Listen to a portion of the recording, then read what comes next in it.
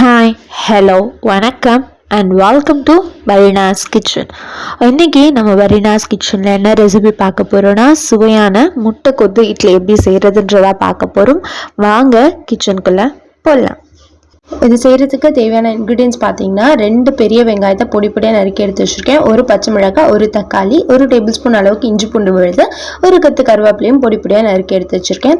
3லேருந்து 4 இட்லியும் இந்த மாதிரி சின்ன சின்னதாக கட் பண்ணி எடுத்து வச்சுக்கலாம். இப்போ ஒரு கடாயில் 2லேருந்து 3 டேபிள் ஸ்பூன் அளவுக்கு எண்ணெய் நம்ம சேர்த்துக்கலாம். எண்ணெய் நல்லா காஞ்சி வந்ததுக்கப்புறம் நம்ம நறுக்கி எடுத்து வச்சுருந்த வெங்காயம், பச்சை மிளகாய், கருவேப்பிலை இது 3த்தையும் சேர்த்து நல்லா வதக்கி எடுத்துக்கலாம். வெங்காயம் வதங்குறதுக்காக தேவையான அளவுக்கு உப்பு மட்டும் நான் முன்னாடி சேர்த்துட்டு நல்லா மிக்ஸ் பண்ணி விட்டுக்கோங்க. வெங்காயம்லாம் நல்லா வதங்கி கண்ணாடி பதத்துக்கு வரணும். பாருங்க, வெங்காயம்லாம் இந்த அளவுக்கு நல்லா வதங்கி வந்துருச்சு. இப்போ இது கூட ஒரு டேபிள் ஸ்பூன் அளவுக்கு மிளகாய் தூள், 1/4 டேபிள் ஸ்பூன் அளவுக்கு மஞ்சள் தூள் சேர்த்து நல்லா கிளறி விட்டுக்கலாம். இப்போ இது கூட இஞ்சி பூண்டு விழுதை சேர்த்து நல்லா வதக்கி விட்டுக்கலாம். நல்லா அது வதங்கி வந்ததுக்கு அப்புறம் நம்ம நறுக்கி எடுத்து வச்சிருந்த தக்காளியும் சேர்த்து நல்லா மிக்ஸ் பண்ணி விட்டுக்கோங்க. தக்காளி எல்லாம் நல்லா வதங்கி வரணும். இது கூட கொஞ்சமா தண்ணி சேர்த்து தக்காளியோட நல்லா வதக்கி விட்டுக்கலாம். பாருங்க, தக்காளி எல்லாம் நல்லா வதங்கி வந்துருச்சு. இந்த டைம்ல இது கூட ஒரு டேபிள் ஸ்பூன் அளவுக்கு மல்லித்தூள், ஒரு டேபிள் ஸ்பூன் அளவுக்கு கரம் மசாலா நம்ம சேர்த்துக்கலாம். சேர்த்துட்டு நல்லா இந்த மாதிரி கிளறி விட்டுக்கோங்க.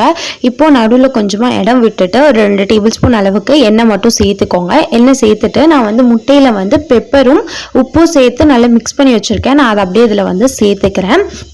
சேர்த்துட்டு நல்லா நம்ம முட்டையை இந்த வெங்காயத்தோட சேர்த்து வேக விட்டு எடுத்துக்கலாம்.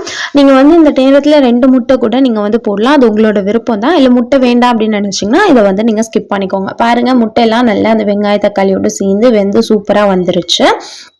இந்த நேரத்தில் கொஞ்சமாக தண்ணி சேர்த்துட்டு நல்லா மிக்ஸ் பண்ணி விட்டுட்டு அதில் நம்ம நறுக்கி எடுத்து வச்சுருந்தேன் அந்த இட்லியை நம்ம சேர்த்துக்கலாம். சேர்த்துட்டு நல்லா மிக்ஸ் பண்ணி விடலாம். நம்ம தண்ணி சேர்த்தோன்னா நமக்கு நல்ல மசாலா எல்லாமே இட்லியோட ஒட்டி வரும். அதுக்காக தான் நம்ம இதில் தண்ணி சேர்க்குறோம். சேர்த்துட்டு நல்லா மிக்ஸ் பண்ணி விட்டுக்கோங்க.